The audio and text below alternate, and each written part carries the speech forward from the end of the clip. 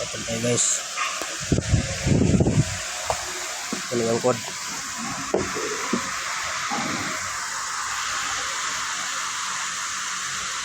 EBS diff lock controller, sun load sensor, pass unload sensor, current, EBS OK signal, EBS system differential lock.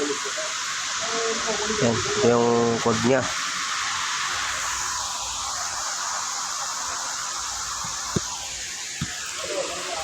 Nissan. Pilitan ng EBS. Ano? Yan o, pilitan ng EBS. Walang parents.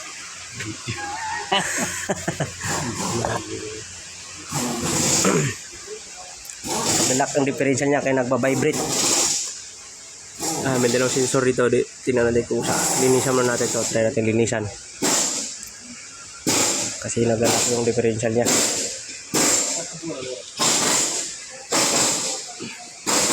Patrol. One more lights? Okay na, no problem.